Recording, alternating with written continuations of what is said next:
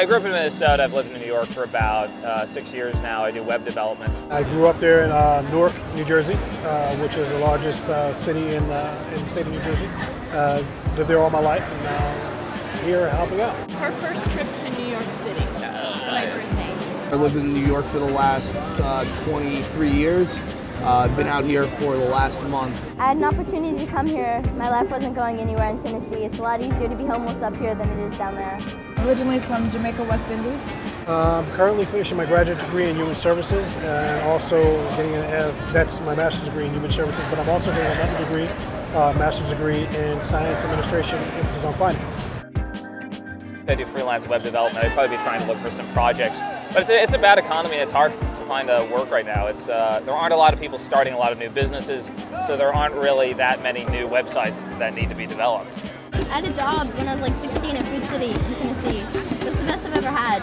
I work in healthcare. My husband also works in healthcare. Pretty much in the past I was a lobbyist. I worked for an organization, one of the largest independent health sciences institutions in the state of New Jersey. There were some difficulties that they ran into, some illegal things that went on. I was very vocal about some of the things that took place.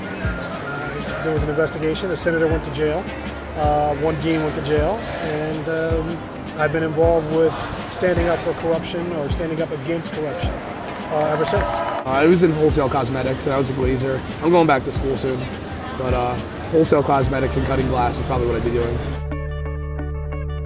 I've been involved for really only a few days now. I got inspired when I saw the size of the protests on the anniversary, the 2-month anniversary, and came out for the first time, and really wanted to get involved because to me, when the prospect of it ending became real, of it getting fully shut down, I didn't really want to see that happen. So I decided, okay, time to stop sitting on the sidelines, and it's time to come out and be a part of it. This is our day 1. Occupying since day 4.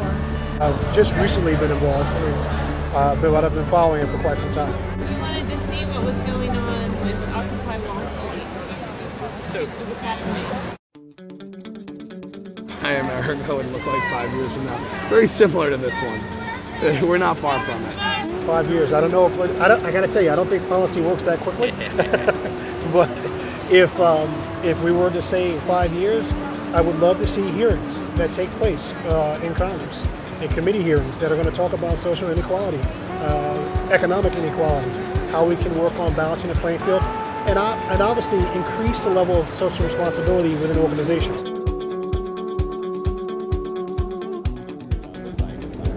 I'd like to see the world look like how we had Zuccotti without the tents. I mean, if we could make the whole world like Zuccotti was, everybody be a family environment and still break off and do their own thing, that'd be perfect. But from this point, we're just going downhill. I want to see the entire country live up to its full potential. So to me, when we are selling ourselves short, when we're cutting infrastructure, and when we're cutting so many jobs, and when we're saying that, well, China's just going to be the world leader, end of story, United States is on its way down, and when we've given up, that to me is a sad thing, and that will affect everyone. It will affect me in my daily life, walking down the street, living in a country with just less motivation, less enthusiasm.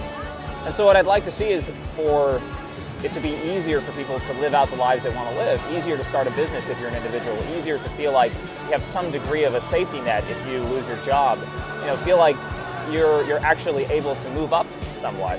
I don't think everyone is sitting around yearning to be a multi-millionaire. I think people just want to make by. They just want to be able to live their lives, and those simple needs are getting harder and harder. It's a battle between yourself. It's not a battle between the cops and the 99%.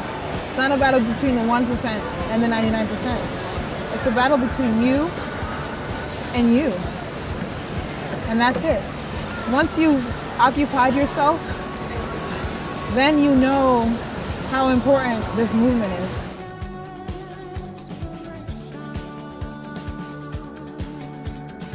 But the real issue is this huge wealth disparity, the fact that so many people are having so much of a hard time making it in this country. That's what matters. That's why we're out here, I think. And I think that's why people are across the country responding well to this movement, why 70% support it still. They're not supporting because they love the idea of people clashing with an officer. It's because they're feeling at home that, hey, it's harder for me to get health care for my kids. It's harder for me to put my children through college. It's harder for me to pay the basic bills, rent, utilities. It's harder to find good work.